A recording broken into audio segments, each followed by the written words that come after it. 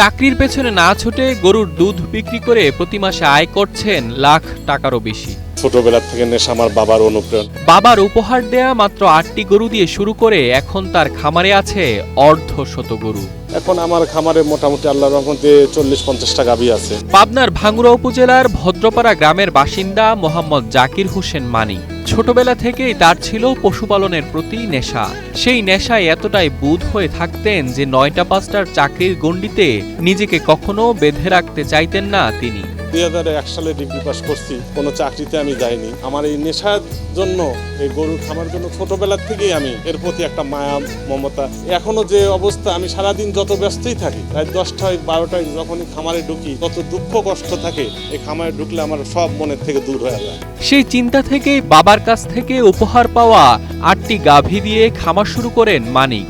শুরুতে কিছুটা বেগ পেতে হলেও ৮ বছরের কঠোর প্রচেষ্টায় তার খামারে গরুর সংখ্যা বেড়ে দাঁড়ায় ১৫টি। আমার বাবা জীবিত থাকা অবস্থায় আমাকে ২০০৬ সালে ৮টা গাভী কিনে দেয়। আমি ২০১৪ সাল পর্যন্ত গাভীগুলো পাইলে অনেকগুলা ১৩-১৪টা বানাই। ২০০৬ সাল থেকে শুরু করে ২০১৬ সাল পর্যন্ত নিয়মিত খামার পরিচালনা করেছেন মানিক। এরপর আরো বড় কিছু করার চিন্তা থেকে বিক্রি করে দেন খামারের সব গরু। গরু বিক্রির টাকায় নিজের এলাকাতেই কিনেন বিশাল জায়গা। জমি সংক্রান্ত বিষয়ে আমি গাভীগুলো বিক্রি করে দিয়ে কিছু জমি ক্রয় করি। গরু বিক্রির পর কিছুদিন পশুপালন বন্ধ থাকলেও ২০২১ সালে আবারও নতুন উদ্যমে মাত্র ৫টি গরু দিয়ে খামার শুরু করেন মানিক। বর্তমানে তার খামারে রয়েছে ৫৫টি গরু। এখন তার লক্ষ্য একসঙ্গে ২০০রও বেশি গরু পালন করবেন তিনি। ২০২১ সালের থেকে শুরু করি। এখন আমার খামারে মোটামুটি আল্লাহর রহমতে ৪০-৫০টা গাভী আছে। আল্লাহ যদি সহায় থাকে, আমি একটা বড় ধরনের শেড খামার করব, এই আশা।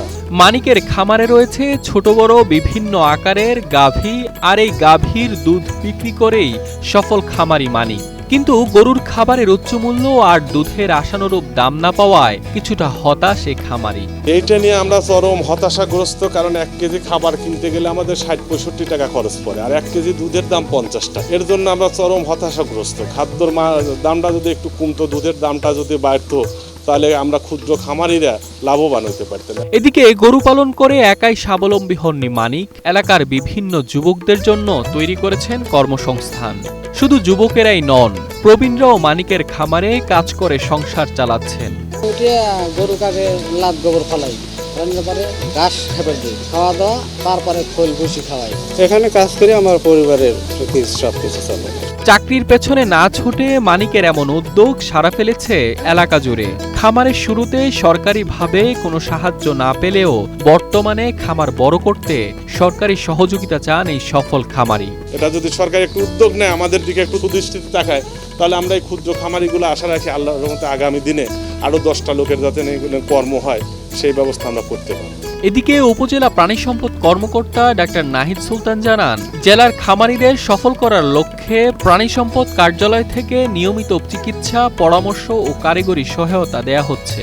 আমাদের ভাঙ্গুড়া যেটা উপজেলা, এখানে আমাদের প্রচুর খামারি রয়েছেন এবং এখানে প্রচুর পরিমাণে দুগ্ধ উৎপাদন হচ্ছে। তো আমরা রুটিন কার্যক্রমের মধ্যে আমরা কিন্তু ভ্যাকসিনেশন কার্যক্রমটা আমাদের রানিং আছে, 7ম ফেজে এটার কাজ চলমান, এবং প্রত্যেকটি খামারে গিয়ে আমাদের ভ্যাকসিনেটর তারা কিন্তু ভ্যাকসিন কার্যক্রম চলমান রেখেছেন। পরবর্তীতে আমরা যদি আমাদের সাথে যোগাযোগ করেন, আমরা ওনাদেরকে সহযোগিতা করতে অবশ্যই আগ্রহী এবং প্রস্তুত। Mainuddin Shamsuzzaman, one digital desk.